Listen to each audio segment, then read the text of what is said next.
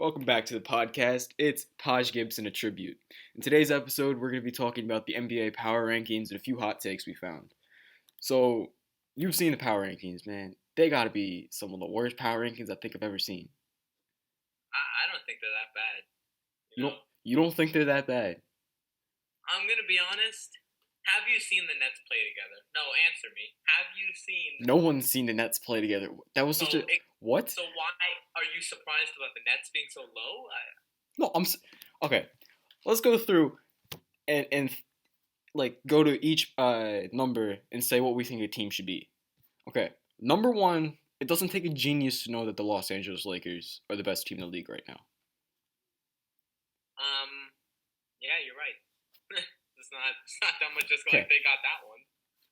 Two, you got the Clippers. I don't know what they were like. You blow a 3-1 lead and you still have this team. Like this team has so many chemistry issues. This team they're like imploding on themselves right now, but we're still putting them at number 2 in the league. I mean, have you seen it might be a bit too high, but Tyronn Lue is one of the I think Don't say it. Don't say it. He's a game changer. He's really a game changer. He's a game changer. Think about what he did with Cleveland. LeBron just. No, I'm fucking with you. No. It's definitely too high. It's definitely way too high. Like if they're new coach, we don't know what's going on. Kawhi talking about how they need a new PG. They had so many options. Yeah, well, because they got the wrong one last year. I know. They had so many options to choose from coaches, and they went with Tyronn Lue. I think they should have gone with Kenny Atkinson because I think he was I think he was a great. Kenny Atkinson deserves a job. I think KD and Kyrie just fucked that over. So I definitely think Kenny Atkinson was a better coach. But yeah, all right. So who are you putting at number 2? Yeah, you can say it. I'll just comment on. Well, I got 3 teams to put at number 2, possibly. Let me hear them. So, the Bucks, the Heat, or the Warriors. Okay. So, I'll make a case for each one. So, the Heat, they were disrespected hard on this power ranking. They were put at number 9, man. Oh my God, the Heat are at number 9. I didn't even see that. Yeah, people were like, this team's finals run was a fluke. There's no way this was a fluke. That's bullshit. It's a fluke that they beat the Bucks with relative ease, and then they beat the Celtics, a very good team, and then proceeded to get 2 games off the Lakers. Yeah, that was a fluke, man. That was a total fluke. Yeah. I could see them being the lowest, number 5. The Warriors, so you've seen all the rumors with the Warriors. They have a lot of flexibility with what they can do. So I feel like they can easily catapult themselves into that second best team. There's been rumors of them getting possibly Bradley Beal, just getting rid of your favorite player Andrew Wiggins. I don't understand what the point of them keeping the second pick is, if I'm being honest. What they're trying to win now. Okay, there's no. Well, that's the thing. Do they want to win now, or do they want to still have a player that builds for the future? I guarantee you, with Steph Curry and Klay Thompson, there's no way that their owner is not thinking, let's just see what Steph and Klay can do on their own and try to let them get a 4th seed together or something. Well, I don't think they're going to get an insanely high seed considering they're all coming back from injury, but. Yeah, but I'm saying they want to win now, so I really think there's no reason in them keeping the second pick. My only thing is if they were to keep the second pick, they would have to they should either get a player who has an insanely high ceiling if they're looking to build towards the future, but I think they should start trying to win now. So they should instead get a player who's going to help them win now, but will also be a good piece to build on moving forward. Because they need if 2018 Oladipo was still around, tell me that wouldn't be really perfect. Young player, he's really good. He's getting a lot better. He's clearly getting a lot better. We see what he can do on his own, and hopefully he doesn't get injured and get. Well, I think that's what they're trying to do with Bradley Beal. Yeah, he's like it's 26 years old. He's just entering his prime. So it really pissed me off how it's so much like Lillard. Even though obviously my dad he loves Portland, but it, those two players, the Beal situation is worse. Beal leads the league in miles run. Okay, every night. Okay, he's also like second on points per game. he's running. He was the first player to not make the All Star team, averaging 35-5. Are you joking? Yeah, I mean they And had some. it no. But it's like when he said like I want to finish my career in Washington. I hope that every NBA fan, other than Washington fans, were like, I want to kill him. Like this guy has to leave. Like everyone should have been like, why are you doing this? Yeah, I mean I think the hope is that when Wall comes back, that he's gonna help this team. But let's be John real, Wall, Wall's biggest attribute was speed and the his 3-point ability. shooting. His biggest attribute was speed. So you take like an injury that's gonna slow your athleticism down. I don't know what he's gonna look like. Like he could either be I the really best we've seen him, or he could be possibly the worst we've ever seen him. no, because it's hard with players like that. Like for me, with players like this is so similar to D Rose. With players like Westbrook and stuff, it's like I feel like if they get a big injury like that for Westbrook, I just always felt like, especially with like in 2013 when Patrick Beverly like clipped him and he had to stay out for, I always felt like okay, he's gonna come back because come on, he's Westbrook. He like just don't think he'll let an injury beat him like someone like Rose did. So You it honestly, it really depends with John Wall. you said like more than a 15-year-old girl, bro. That's a lot of likes in that sentence. Yeah, but Westbrook is awesome. Westbrook's like the best, bro. He is. I honestly feel like his situation's like that's not great for him What? in Houston. We'll get to that later when we come down the power rankings. All right. His So Houston. at two, or I think my third option was the Milwaukee Bucks, and I feel like they're gonna be wanting to make a lot of changes. And you've heard the take by Stephen A. Smith saying that they should trade Giannis if he is planning on leaving. Which I mean that's an obvious take, but I don't think they should trade Giannis whatsoever. Like you would be giving up a generational talent, and You the don't think he's gonna want to force his way out if they don't win this year? Which I no, don't I think they think will. Giannis is a good enough guy to. I don't think they would do a sign and trade. I feel like that would be difficult, but I feel like Giannis wouldn't leave them with nothing. No, Uh, no. yeah, they're probably there have been talks of Victor Oladipo coming to the team. Like they're definitely going to be making changes, which is why I think this team is high up there. So like if I had to make some rankings, I would probably do uh, the Warriors at two, assuming that they make it like a big change with this pick and their flexibility. Um, and then the Bucks and Heat are like 3-4, kind of tied. I feel like the Heat were very disrespected. Like they've got Yeah. a really good young core, and they've got cap space going into 2021. That Wait, 2021 Houston off aren't season. on this. Yeah, they're not on it at all. Yeah, we'll get to that. Yeah. All right. So you got any changes to that top four? I agree with most of what you just said. Clippers are too high. Like that's a fact.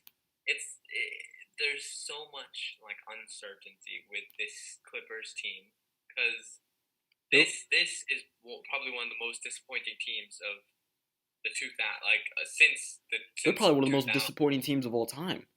Yeah, it is because you're projected, and everybody's gonna say no. Lakers, LeBron, AD, who didn't predict that? Like everybody knew they were gonna win it. You go watch every ESPN analyst at the beginning of the season. Skip Bayless. Clippers have too much depth. You know they have too many dogs. Everyone It's just gonna be wants to too get the much. ball. Yeah, but no. Everybody's gonna like this team was predicted. It was going to be this team to win the championship. Everybody had them over the Lakers, and Yeah. At the beginning of the season, the predictions were like the Clippers, the Bucks, the Sixers, and like the Lakers were nowhere on that. yeah, There were predictions saying that the Lakers were going to be like sixth seed. Yeah, That's here, look, I'll ridiculous. read you the ESPN best chance to win the 2019-20 title, according to ESPN analysts. And this is after the Lakers got AD, so it's in like I don't know August. So it's Bucks, Clippers, 76ers, Jazz, Nuggets. Lakers aren't even on there. So Jazz. I mean, y'all why a are you little high on. disrespecting Jazz? Why? No, no, no. We can get to At we can least, get to the at Jazz. least they took their team to 7 in the first round. We'll get to the Jazz as we go later on in all the honorable mentions, because there are a decent amount of honorable mentions. Okay, so that means on at number three we had the Bucks, which I said I agree with mostly. Four we have the Denver Nuggets. Here's the thing. So I think the Denver Nuggets are great. Like they're a really good team, but they're one solid piece away in a few years of developing from being that like that certified title lock. Yeah, I mean, actually, I would say that in this situation, yes, you're right. However, they could, because who knows what the league will be like in the next few years. But what I'm saying is, they may be one title piece away now, like right now. But with a few years of developing, maybe they won't be. Like, because we've seen what Murray can do like completely now. Jokic is awesome. So maybe they won't need that title piece, and that will be like a proper duo together. So what, like a LeBron James, Anthony Davis? Yes, but I'm not gonna say that because I don't get hated on when people Well, go I'm just like, saying. "You put them in the same sentence." Well, I'm just saying as like a duo, they're gonna be like a LeBron James, Yes, Anthony like Davis kind of way. in that kind of way, how the Lakers this year, everybody was like, you can't just have two superstars and no depth. Like, I think the Nuggets have some depth. So The Nuggets have depth. They've got Paul Yeah. Millsap, Jeremy Grant, Jamal Murray's girlfriends. Like, How long ago were you like Paul Millsap should have retired? Like there was a point where it was like people were like he's still in the league. Like there was obviously that 2015 season where Atlanta had 4 All-Stars and it was complete bullshit. Like that whole team. and then that LeBron 60 came win around. Atlanta team. We're not going to talk about that, but that 60 win Atlanta team was just false. Everything about them was false. Kyle Korver was the GOAT on that team, though. Let's be real. Yeah, Korver. Nah. Okay, so yeah, I guess the main question is I don't think Jokic has peaked whatsoever. Like, there's people that have been saying Jokic has peaked. Jokic is the best center in the league, and he still has quite a ways he can go. He can definitely improve on the defensive. What happened to your love for Embiid? He's a Sixers fan. Everyone. We'll talk about that when we get to the Sixers. Okay, I have to dwell on that thought a little bit. So Jokic can definitely improve on the defensive end. He can definitely improve on the 3-point shooting. He's nowhere near his peak. He's just entering his prime. I think he's like 26, 27. Yeah. And Jamal Murray, listen, I like Jamal Murray. I thought his performances were insane. It's some of the best scoring performances we've seen in a long time. But he's only been doing this for like a month. You can't. People are out here saying that he's already a top 3-point guard in the league. Listen, it was like the people that went. You remember when in the beginning of the bubble when T.J. Warren went off for like 50, 35, yeah, the MJ Warren. Yeah, and it was like, yeah, that was obviously it's not the same extent because Jamal Murray at least had some playoff experience. We knew he could put up 20 a game at least. We just didn't know it was to this extent. Yeah, I feel like my biggest issue with Jamal Murray is he's only been doing this for a small period of time, and we saw how like he could disappear at times, and then he came back. He's definitely going to be in the conversation for probably most improved player, but I don't think he's going to be dropping 50 points every week or so, like some people are thinking. An 06 Kobe. Yeah, he's not gonna his off night is not going to be 30 points. Let's be real. Yeah, and then I think their third option that they're trying to develop is Michael Porter Jr., which I feel he could also be a most improved player candidate. could be great, but He could be great, but his everyone who defense, watched man. the playoffs, it was actually hilarious. Like I think he went off for like 25, or correct me if I'm wrong, don't like get mad at me, but he went off for maybe like 2 20s in a row, and then coach just Mike Malone just didn't play him the third game. And it was like I saw some stat where it was like players are shooting like 75% when guarded by him. That's insane. Like it was in the Lakers series. I think every pick and roll tried to get LeBron on. They tried to get LeBron Michael Porter That was Jr. brutal. So you can't actually do it. Like you can't let anyone. Which Who is can he guard? why he could like if he gets limited minutes, he could very well not be in the conversation for most improved player anymore because it's really depending on his defense. He's a great scorer. He has the capabilities to be uh like a scorer at all places on the floor. But it's his defense, man. If he can't even be an average defender, even just like one step below an average defender, he's gonna be very limited in his minutes that he gets. Because otherwise, it's just you're getting free walks to the basket, like 70%, man, 70%. Jeez. At least know how to like read the passing lanes and stuff. Obviously, people know Curry isn't a great defender. Everybody knows Steph isn't a great defender. Yeah. But at least He led the league in steals once because the people that only look at Basketball Reference will be like, oh, okay, this guy's not bad. You know, he had like 2 steals for a couple of years. You know, but like you gotta at least find something. Yeah, well, Curry led the league in steals, I think, once for. But there's a very different situation. It's like Curry reading passing lanes. Yeah. Like if you were to put Curry on, I don't know. I was gonna say Ben Simmons, but that's not a good comparison. Yeah. If you were to put Curry on like Ja Morant, Curry's probably not gonna be able to stop Ja. But if you put like CP3 on Ja, it's gonna be a bit different because they've established themselves as a defender versus someone who's like a system defender. I want to say Curry's a system defender, but he benefits from the system in the defensive end. It obviously you still can't. Steals are like obviously we're promoting steals right now. Steals are not a good way to look at because you can't go like, oh, Chris Paul and Steph Curry, they both led the league in steals, but everybody knows Chris Paul's an all-time great point guard defender. So let's not like. We're just basically saying that. Come on, Michael Porter Jr. needs something to at least show it. All right. So at number 5, they have the Dallas Mavericks. Now listen, my MVP pick for 2021, if it's not LeBron, then it's Luka. My number one choice is Luka, and my only issue is that they're probably not going to be a top seed, which is probably why he won't get it. But I think he'll have the numbers. He's shown no signs of slowing down his improvement, so he's really just a phenomenal player. That's the issue with his MVP case. If they get like a 5th seed, which is where I have them around, I have them like 5th. Maybe they can scratch a 4th, maybe.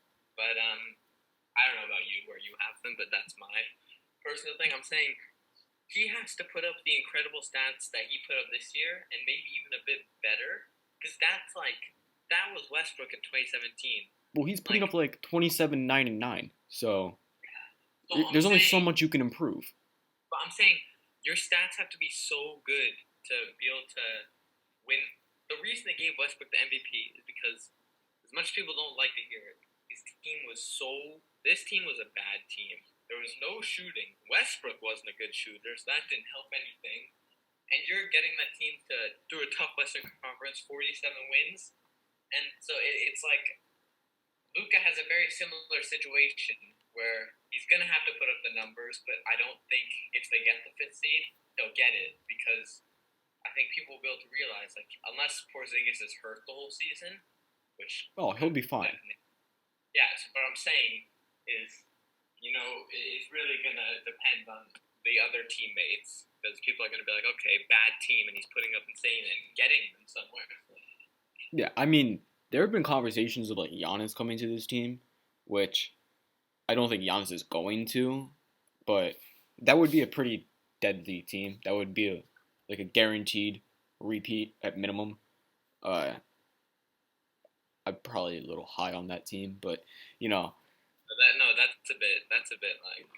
well, because you have two MVP candidates and a 7'3" unicorn, so. But yeah, um, they definitely need like a decent third option. Anything that's that can like score, that can play a bit of defense. I was thinking like 3 and D, you know, like a solid 3 and D, not like a Robert Covington, but 3 and D that can create their own shot. Yeah, I haven't watched but Robert Covington since he's been on the Sixers, so. but obviously, 3 and D players. Obviously, 3 and D players. The best 3 and D player in this game is Klay Thompson, and so I'm guessing no chance of getting him.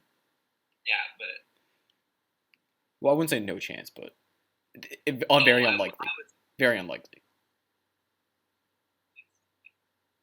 I would say very close to no chance. Yeah. Okay. So, I if I'm creating the top five so far, I guess I would have the Lakers at 1, the Golden State Warriors at 2, the Miami Heat and Bucks tied for 3 and 4. 5, I think I'm going to put the Boston Celtics, and then. Oh, okay. No. Let's hear the case. Okay, so on this list for the power rankings, they have the Boston Celtics number 7, and I think the Boston Celtics are a phenomenal team. They've got Jason Tatum, they've got Jaylen Brown, Marcus Smart. They've got like 6 guys or so that can get you 20 plus points to maybe even 30 points on any given night. But yeah, because they have Kemba Walker, Jason Tatum, Gordon Hayward, who we'll talk about in a second, Jaylen Brown, Marcus Smart. Who am I forgetting? That's 5. I'm probably forgetting someone. You get the point. But I think they're one solid piece away from being that like they're gonna be a tough team, or a force to be reckoned with. And I think they were hoping. Are they one piece of like? I feel like it's gonna. I think they're there. I don't. I think they just need more developing, but I think they're there with this team already. I think they need a defensive center or someone that can lock down the paint. No, yeah. Let's be honest. You don't see Ennis Cantor going prime like the Kembe on everyone. So. No, and I don't see. Yeah, I don't see. Well, because they would need to stop Anthony Davis, and let's be real, that's a difficult task. You tried to give that to multiple teams. Yeah, no, yeah. And listen, the Celtics roster, it's put together well, and I don't think they're going to be putting Taco Fall on the court to guard Anthony Davis because he's not fast enough. But I think once they get off this Gordon. There's not really like there's no answer to AD. It's just slowing him down. With most great. Well, they would also need. There's no complete answer. Like how there was what's a good example? Like I don't know. I'm blanking now. I'll think of one. But like a good thing is Westbrook. Obviously, Westbrook's a great player, but baiting him into shooting was a very, very good way. He would still get his points, but baiting him into shooting with AD, it's like you can try to slow him down, but you're never gonna completely stop him. Yeah, and I feel like they need a defensive center because they also need a counter. They need someone who can move well on their feet. So players that like a small ball center. And the Celtics are one of the best defensive teams in the league. I think they're around number 4, but they can't be running with Daniel Tice as their star defender to stop Giannis and AD. Yeah, no. I mean, they could try to outscore him, but that would be difficult. It honestly, it also the thing about AD is he's lucky that he hits his mid-range shots. Oh, he's a sniper. Yeah, but he's seen how much hate Embiid gets when Embiid settles for like 3 fall-away jumpers in one game, Philly fans are like, Embiid, why are you not driving to the basket? You're 7 foot and you're taking fall-away Why are you jumpers. not posting up? Like, That's about no, the no, same no. thing. I also think it's a bit overplayed. Like, he'll take like one fall-away jumper, Doesn't and hit all it. Sixers fans will be like, "Oh my god, man! Like, this is unbelievable. He's 7 foot, and he thinks he's like prime. He thinks he's like prime Kobe or prime Jordan, taking all these like mid-range." Yeah, I mean, I think the difficult part about it is there's only so many small ball centers in the league that are top tier. Uh, I think there's definitely players that could develop into it, but I think they're a few years away from. I wouldn't say a few years. I'd say like they're like 2 or 3 years away. Yeah, that's probably a A few. year or two, like two maybe. Yeah, well, they need. I'm pretty sure they're hoping that Robert Williams can develop into that kind of center, but they really just need a defensive center, man. I'm telling you, they need someone who can slow down the opposing big guys, That would be specifically Giannis and. a good debate. Michael Porter Jr. versus Ennis Cantor, worst defender in the league. Let's not get into that because one guy is getting scored on 70% of the time, and one guy is Ennis Cantor. Okay, yeah. I mean, Okay. So, what would you have a different choice that you're gonna put at 5? um, I could be edgy. You know, I could go for it. And since maybe I don't believe this, but I just want to put it out there, it's still possible. Okay, if everything clicks for the Nets, if everything clicks, and hear me out, and Kyrie, I think it's gonna be hard. And if Kyrie can go back to his 2016 self, where let's say KD comes back 80% of what he is, okay, and he can still ball out. I still think 80% KD is better than Kyrie, which I'm sorry, but I'm gonna say it. Kyrie can go back to his 2016 self and realize, okay, my other player is better than me, but I'm still amazing, and he can, still live with the fact that there's going to be someone better on the team, and they're going to be with him.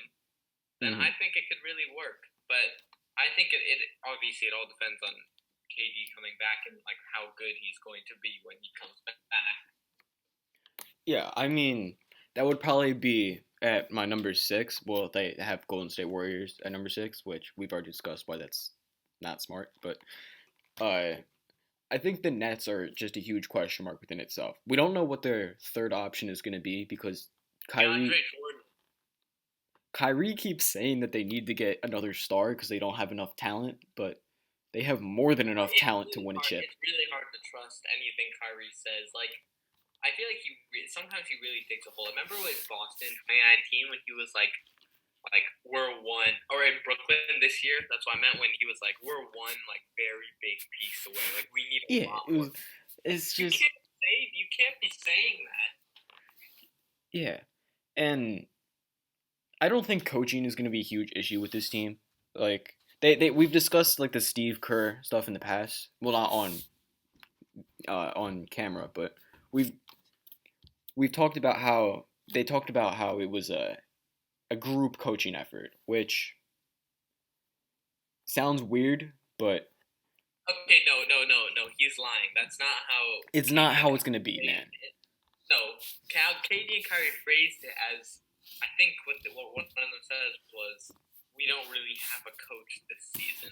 I think that was some of the words that came out. That is, I don't know about that one, but I don't think they meant it as in like they don't respect Nash. I think they obviously respect Nash. Everyone respects Nash, unless if you're like an extreme Kobe fan that just hates Nash's MVPs or a Shaq fan. or a Shaq fan. But I feel like they're gonna be respectful to Nash. It really just depends on what KD comes back as, which I have him at number 6, and right after them is like the Nuggets, but they could like switch either way. It's just these top teams are all very very close. Like this is why 2021 is going to be one of the most competitive seasons we've seen in a while. Yeah, I think the NBA are gonna. This is a bit unrelated, but I think they're gonna have to get it back to ending in at max like early to mid July, like or I would even say at max like late June is when they should aim to end it. Like I think it's fine. Play 65 games instead of 82. Maybe no All-Star break this year because I heard that Adam Silver said the date is January 18th. He said that's the target date for when to start. So, but I think they need to get it back to June and July. Well, so you're saying they should play less games this season? And yes, I think they should play less games because do you know how we just talked the 2021-22 season is going to be insane. It's going to be insane. Mm-hmm. With all the free agents where they go, I just don't think you can have that starting at the same time. Well, that would definitely hurt teams that need to get who come off to a slow start and need to get things fixed chemistry wise. So I feel like teams like the Nets, the Warriors, well, I guess those are the two that come to mind immediately. The Sixers would also be one of those. The Knicks. But come on, bro. Why would you even bring up the Knicks? Yeah, those are teams that are probably going to struggle if we do a shorter season. Okay, so at number 7, they have the Boston Celtics. Who was your 7? Who's your 7 on the list? Alright, before everyone starts saying... You still have the Nuggets up for... I don't have one. I just looked at this, okay? I just looked at this. Who's my 7? I think... The Nuggets are still on the board, man. Oh, the Nuggets are still on the board? Okay, wait. So, who's your... Go through 1 through 7 real quick. Okay, I guess I got Lakers. 1. I got Heat number 2. That's my number 2 team. I think. Okay. I think they can do stuff. They can do stuff. I have. I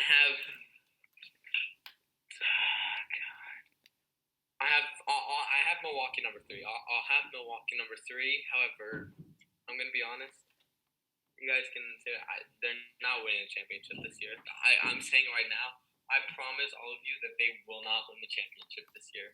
So then, wouldn't you want to put them lower? Wouldn't you want to put the Warriors ahead of them then? But I don't think the Warriors can win it either. I just think that. So you think that? Okay, well then base it off of the teams that you think would give the Lakers the biggest trouble. Because my reasoning is, I think with the Warriors, they either mesh really well again. It all works. They all come off injuries perfectly, and they have a chance to win a chip. Or I think it goes awfully, it goes like 13-14 Brooklyn when they tried to make that super team with Pierce, KG, and all those people, and KG was like missing open layups at the rim at the end of the season. Yeah, it can either go that or it can either go like peak. I think their ceiling is so high and their floor is so low. So I think the Bucks are a safer bet to get to like at least the Eastern Conference semis. And maybe even the Eastern Conference Finals than the Warriors are to make the finals. Listen, like I can understand your top 4. I would move it around a bit, but yeah. What about number 5, 6, 7? Okay. You still have the Celtics. You have the Nets. You have the Nuggets. I'm gonna say this now. I'm gonna say the Nets. However, I'm going to say the same thing as the Warriors. Their ceiling is high, but their floor, I think, is even lower. If KD doesn't come back 100%, Kyrie is last season Kyrie-ish, then I think it could go awfully. So you just don't think they mesh at all? I'm going to say that's my number 5 because... So you're all boom or bust with these teams? A lot of them I am because I don't think like people understood how easily it could go badly for so many of these teams. All right, then what is your 6-7? Okay, who's on the board? Tell me who's on the board. Do you want of the teams that I've chose? No, no, tell me who's on the board still. Like Okay, so you've got the Sixers, Nuggets, Celtics, Clippers, um, Mavericks, Rockets. I think this Nuggets team is so hard to rank because they made it to Western Conference Finals. Yes, okay, they did that, but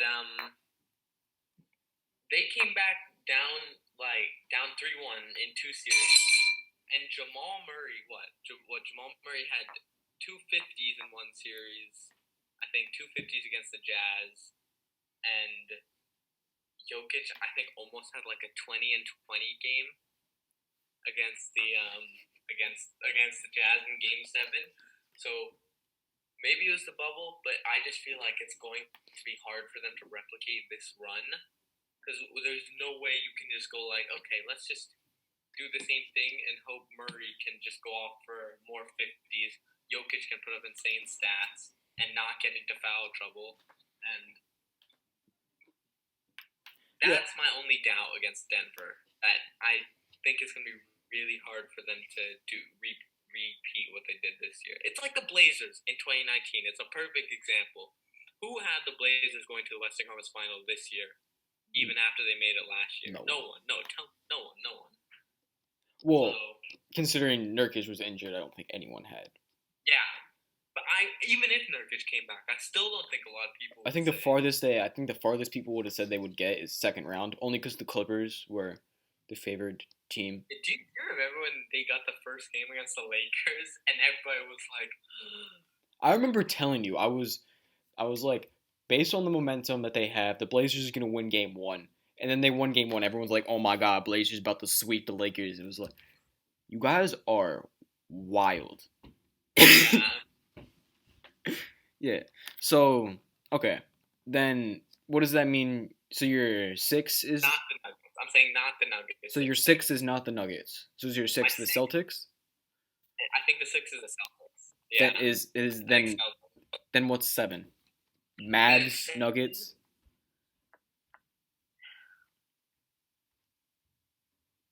I'll go with the Mavs. Okay. I guess my so my 7 is I guess the Mavs. No wait, my 8 is the Mavs. Then my 9 is. They put the Sixers on this list. Like I'm a Sixers fan, but man, we're not there yet. You're saying you're angry being a Sixers fan? Okay, but like the Knicks, you guys have a whole episode for yourself, okay?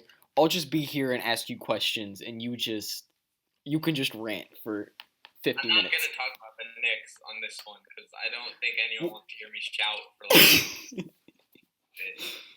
Yeah. So okay. I don't think you understand.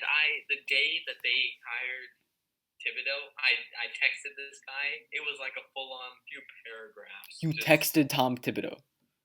No, I texted you. Oh, okay. It was like a few paragraphs. Oh yeah, it was. You were just like, Tom is about to make RJ Barrett run 40 minutes of games. I honestly think RJ might break Wilt's record of 48.5 minutes a game. Like I think it could happen. Oh dear Lord, disrespectful to Tom. You know he was a coach of the year at one point. Doesn't mean anything, but he did a great job with those two Chicago teams, especially the 2012 one where D Rose was hurt for a good amount of it, but it was before his injury. That he did a great job. I don't take Coach of the Year's any value though, because Phil Jackson, I'm pretty sure has like one Coach of the Year. Yeah. So I don't really take it with that much value. All right, next. Okay, so that was my 9. I guess my 10. 10 is hard because there's several teams. Does number 10 even count as a power ranking? Like, whoa. Well, listen, because the teams that we have left, we still have the Jazz, we still have the Rockets, we still have the Sixers, we still have the. On the Jazz. I know, but I'm listing teams that are still decent. You got the Clippers. You've got the Oh my God, we don't have the Clippers. We didn't put the Clippers yeah. in. The Clippers are probably my 10. We were putting them that low. We also have the Raptors. Oh, man, okay. This is why this next season is going to be so difficult. I feel well. We saw what Pascal was in the For all you postseason. Raptors fans, please just make him play some 2K. He can probably learn a few more post moves from 2K. Then he has the one. He just gets into the low post. Okay, he tries to do a spin. It's almost as bad as the Julius Randle spin. Julius Randle lowlights. It's almost there. He needs a few more. Have y'all seen his percentages from the playoffs? They were rough. They were. The spin zone. Okay. I'd probably have the Clippers and the the Raptors at like 10 and 11. I feel like we disrespect the Clippers way too much, but I feel like I'm disrespecting them right now. PG is not the same PG that we had originally. Like PG is struggling. I think he'll come back good. So that's why I'm gonna. People will not be able to find out my ranking. Okay, out of all the stuff I said, I don't think I've said a clear ranking, and that's a good thing. So I'm actually not gonna rate the Clippers. I'm just not gonna rate them so that I people think I'm being too get at harsh me. on them. Hmm? I think I'm being too harsh on them. Yeah, I do too. So Like they still have very talented players, but I think they're just struggling a lot. okay, do you have a hot take? Okay. So the hot take I saw on Instagram was there was a post and it said that the chance of Paul George getting to the Hall of Fame is 65%, and the chance of Kawhi Leonard getting to the Hall of Fame is 55. And this is according to Basketball Reference, and we all know Basketball Reference doesn't really have the most accurate depictions Never of. trust Basketball Reference's Hall of Fame things. You can trust them for a lot of other things, and real basketball fans will constantly be looking at them, even if they're bored. They'll just look at some random player stats. Never trust their Hall of Fame percentage. Yeah, and I went to the comments, and one of the dudes was saying like, "Bro, is it wrong? Like Kawhi has never been in top 10 in MVP voting. Kawhi has never led his team, or Kawhi has like always had better help and this and that. Uh, PG never had the teams that Kawhi had." I was just like, this was possibly one of the worst takes I think I've ever seen. First off, Kawhi was top 5 in voting this year, and in 2016 and in I think it was 2016 and 2017 or 2018. So one of those 2 years, he was top 2 He had a case to win and it in top 3. 2017. He had a case to win it in 2017. Yeah, it was the years when Curry was unanimous, but like the In man. 2017, he had a case to win it. 2016, he came second. I don't think he had a case to win it because that season, like there was no one else. But he came second. I was like, he was closer to getting MVP than Paul George ever was. But Yeah. let's be real. And then his thing was his thing was Paul George never had the help Kawhi had. I was like, okay, take away the Spurs. Let's not count the Spurs real quick. Kawhi was given the Raptors. Kawhi brought them to the finals. They won a chip against an injured Warriors team. He got lucky. Before you keep going, I just want to clear up. I think people should realize that Kawhi was not a star in 2014. Not even close to one when he won that Finals MVP. I just want people to realize that before we start praising him, that Finals MVP could have gone to anyone. That's the way the Spurs played. Like, that is the way the Spurs played. In 2013, it probably would have gone to Danny Green if Bosh didn't grab that rebound. They definitely had a very high chance he'd go to Danny. Imagine Danny Green Finals MVP. Yeah. Okay.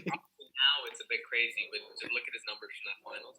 So he was averaging 12 points during the regular season.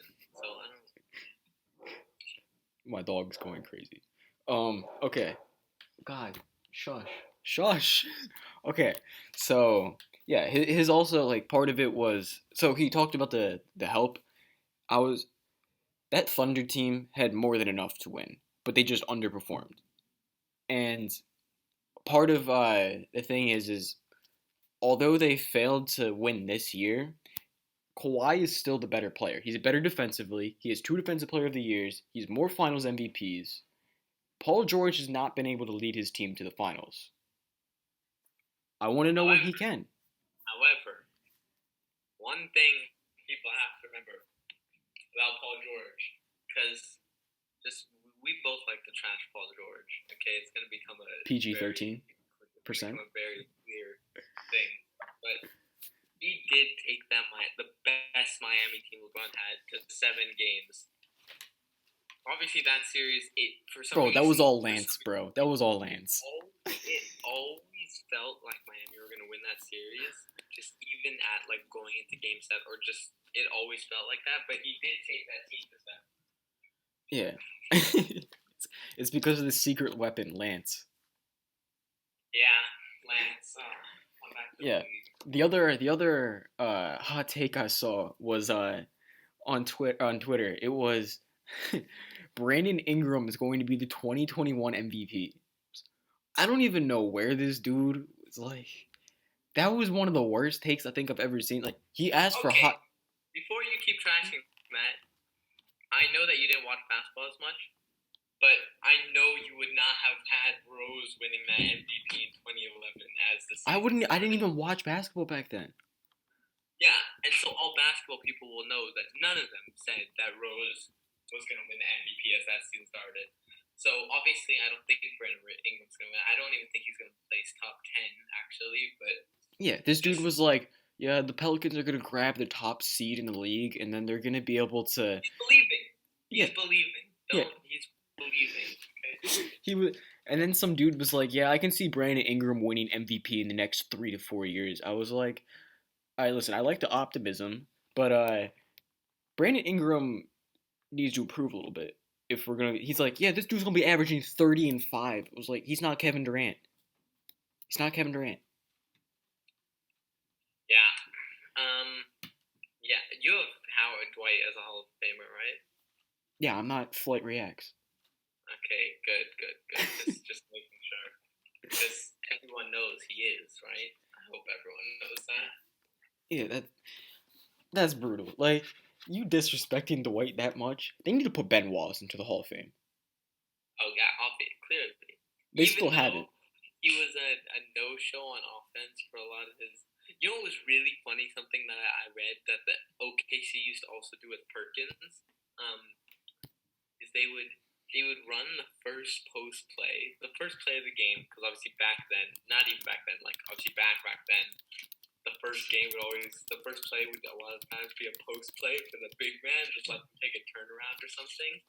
So it was pretty funny back then when they were doing the Pistons, when Larry Brown would go like, okay, we're gonna run the first play for Ben Wallace, just let him get a touch on offense, because when centers, because nobody likes playing defense the whole game, so when you get a touch on offense, I think it motivates you to play a bit better on the defense end. I think that's also what they used to do with Perkins. It was always so weird watching Perkins take like a left-handed jump hook to start the game. That was always. Yeah, I mean, the Hall of Fame is messed up, man. There's a lot of like bad classes. It's just not well put together, which is a whole thing within itself. It's Thing is, I think it's too easy to get in the Hall of Fame, but exactly. I also don't like to say stuff like that, because T-Mac's probably one of my favorite players of all time. So No, I think it's way too easy to get in. Like if you're not gonna put in D Rose, but you're gonna put in like dudes who have played 4 seasons in the league. I don't care what you did in 4 seasons. Like you played 4 seasons. How are you getting into the Hall of Fame? I mean, yeah, I think, I don't know. To be fair, I also hope, I can argue forever, I argue this forever, that T-Mac had a better career than Vince Carter. And people nowadays will be like, obviously Vince was better. No, he was not. He was never better. Maybe first 2 years when T-Mac was on his team, and they couldn't unleash him. not gonna go into this. Neither. No. I like the take. I mean, but No, neither no, really it was accomplished like notable things. Vince had one run. That one run in 01, maybe, okay, T-Mac had none of them. He lost the first round every time. I get that, okay? Well, he had that awesome Yao Ming team in like the '08. Yeah, that had like a 22-game win streak. It's crazy. Mm-hmm. That team is crazy. But he had that one 0-1 thing. I think against the Sixers, against Iverson's Sixers. I think in one game he put up 50 in that series. But then obviously you got the controversial. He goes pick up his diploma before Game 7. He goes ice cold, misses the last shot. We all get that, okay? We all get that. Yeah, Vince had one run. He had that 101 run and that 101 season where he averaged like 25 points a game. Other than that, he was never a better player than T-Mac, ever. And even the things will show it. T-Mac was All-NBA first team once. Vince has made one All-NBA team, and I think it was a second or a third team. Okay. I feel like I don't think T Mac ever reached his peak. He was still short of it. Yeah. If I'm comparing them just straight up, if I'm putting peak T Mac against peak Vince, I'm probably gonna take peak T Mac. But if we're looking at accomplishments and everything, they're still very close. But I don't know. It's hard because neither of them accomplished anything notable. Yeah. Okay, but I know you don't want to go into this because he is very pro Iverson, as you all know. But it's the same thing. As you all know, this is our first episode. No, but as you all see, okay. he's going to become very pro Iverson. He is, he's a Sixers fan. Vince's 01 run is, people don't even know it as much. I don't think people understand how crucial Iverson's 01 run is to his legacy. Well, without it, he would just be first round out every other time. That one run is so good for his all-time ranking because every other time That's a very good point. What is going on with this team? Well, and I think that his most important game of his career is that Game 1 of the NBA Finals.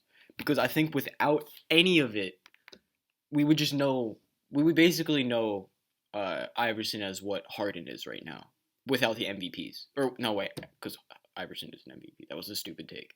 I just think it was weird about Iverson's system. I've seen videos on it. I've looked at the team. I've looked at the stats.